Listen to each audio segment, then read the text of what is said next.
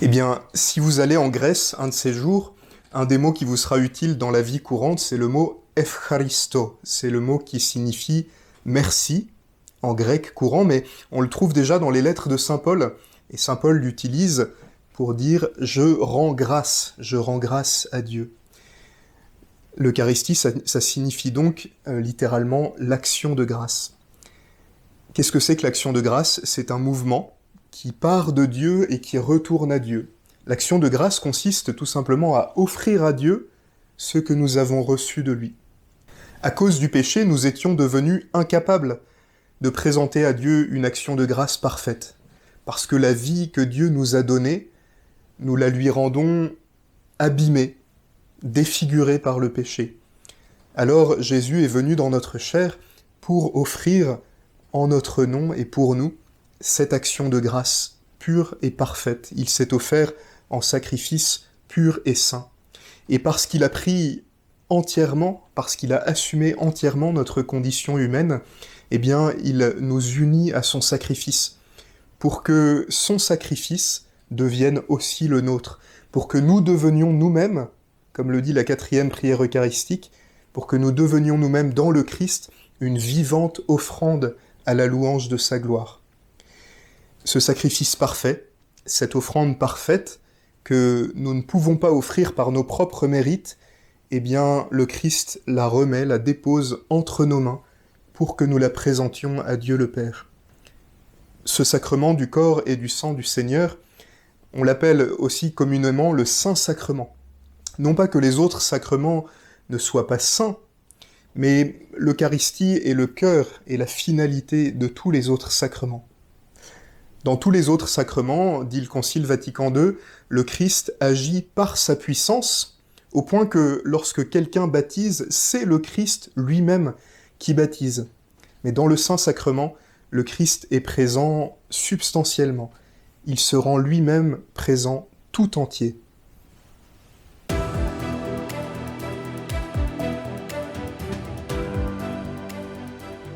J'allais dire plein de choses. Et les distinguer nous permet de mieux en comprendre la richesse. Nous vivons à la fois un mémorial, un sacrifice et un banquet.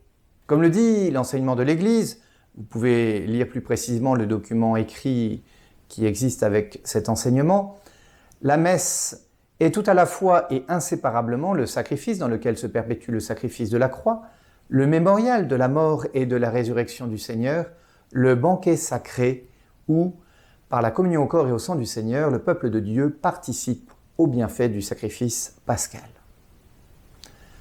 Un mémorial. Vous ferez cela en mémoire de moi. Cette mémoire n'est pas seulement un souvenir, c'est un mémorial, c'est-à-dire une actualisation de cet événement du mystère pascal arrivé une seule fois. Ce mystère pascal, célébré lors du Triduum, de la Sainte Seine jusqu'au dimanche de Pâques, est une actualisation de ces événements arrivés une fois pour toutes, comme le dit la lettre aux Hébreux.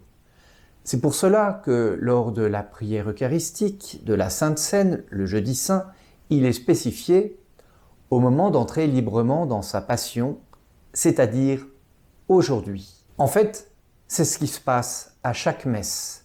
Nous sommes rendus contemporains de cet unique événement. Déjà, dans la liturgie juive du Shabbat, il y a cela. La Pâque est célébrée, c'est Dieu qui sauve aujourd'hui. Et alors, nos frères aînés dans la foi, les Juifs, se tournent vers la porte en attendant le Messie. Nous, à chaque messe, Jésus le Christ, le Messie, est présent actuellement avec nous. Et son mystère pascal nous sauve. Cette alliance nouvelle et éternelle est là, au présent, comme nous le chantons dans l'anamnèse. Nous rappelons ta mort, Seigneur ressuscité, et nous attendons que tu viennes. Mémorial, anamnèse, littéralement de bas en haut dans la mémoire, c'est-à-dire rendre présent ce qui s'est passé avant. La lettre aux Hébreux, au chapitre 9, nous dit « Ainsi le Christ, après s'être offert une seule fois pour enlever les péchés de la multitude, apparaîtra une seconde fois, non plus à cause du péché, mais pour le salut de ceux qui l'attendent. » Aussi la messe est un sacrifice. Le sacrifice de la croix où Jésus se livre pour nous avec son propre sang. Ma vie, nul ne la prend, mais c'est moi qui la donne. Et l'Eucharistie, mémorial de ce sacrifice, nous y rend présents. et l'actualise pour nous. Ce vrai sacrifice, non sanglant pour la multitude, nous donne de recueillir sans cesse les fruits de ta rédemption, comme le dit la collecte de la prière de la fête du corps et du sang du Seigneur, la fête Dieu. Ces fruits du sacrifice du Christ transcendent le temps et l'histoire pour que, comme le dit le canon romain, la première prière eucharistique, nous soyons comblés de ta grâce et de tes bénédictions. La prière eucharistique numéro 4 nous fait dire pour que nous soyons nous-mêmes, dans le Christ, une vivante offrande à la louange de ta gloire. Enfin, la messe est un banquet sacré. Nous savons combien le repas est essentiel pour une vie de famille, et pas seulement pour manger. Et le banquet pour marquer les grandes occasions. C'est un lieu de communion, parce qu'il nous rassemble et nous unit. Au banquet divin, comme le dit la séquence de la fête Dieu, le Laudatio, ce banquet divin nous prépare au banquet du ciel. Ce festin des noces de l'agneau, comme le dit le livre de l'Apocalypse, et comme nous le rappelle cette béatitude que nous entendons à chaque messe avant la communion, heureux les invités au repas du Seigneur. En recevant la communion, je suis le pain vivant descendu du ciel, nous dit Jésus, si quelqu'un mange de ce pain, il vivra éternellement. Nous communions non seulement au Christ, mais en lui, nous communions aussi avec tous ceux qui reçoivent cette même nourriture sacrée. Quand nous mangeons quelque chose, usuellement, nous la digérons. Et elle devient nous en nous donnant force et énergie pour vivre. En communion, nous recevons force et énergie pour vivre en chrétien, comme le Christ. Mais plus encore, pour reprendre cette expression de saint Augustin, que nous entendons dans la prière après la communion du 27e dimanche ordinaire, nous devenons ce que nous avons reçu, le corps du Christ.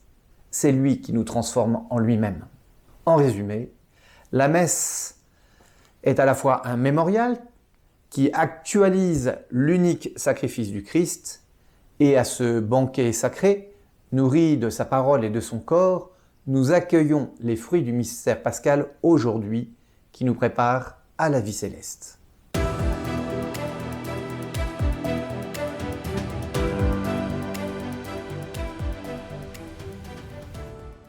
Eh bien, je crois qu'il faut dire que c'est l'un et l'autre inséparablement, parce que c'est l'éternité de Dieu qui entre dans notre temps. À la messe, nous sommes à la fois au pied de la croix, nous communions à ce sacrifice définitif qui nous sauve une fois pour toutes, et en même temps, nous goûtons déjà à la joie du ciel, joie qui est déjà commencée. C'est comme si le temps se contractait en quelque sorte, comme un muscle se contracte. L'Eucharistie rassemble et unit le passé, l'offrande totale et définitive du Christ sur la croix, le présent de notre action liturgique dans une communauté particulière, et le futur glorieux auquel l'Église tout entière est promise.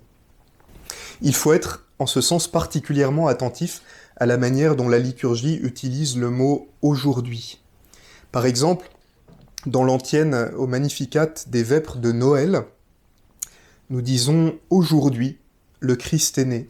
Aujourd'hui, le Sauveur est apparu. Aujourd'hui, sur la terre exultent les anges et les archanges. Aujourd'hui, chantent les justes pleins de joie. Gloire à Dieu au plus haut des cieux. Alléluia. » Noël, ce n'est pas un anniversaire, ce n'est pas non plus un lointain souvenir, c'est aujourd'hui le Christ qui vient nous rencontrer. Au ciel, nous serons dans une communion parfaite et permanente avec le Seigneur. Par notre communion ici-bas, nous sommes déjà citoyens des cieux. Notre vocabulaire est bien pauvre pour exprimer ce grand mystère, mais par l'Eucharistie, en quelque sorte, nous sommes rendus contemporains de Dieu.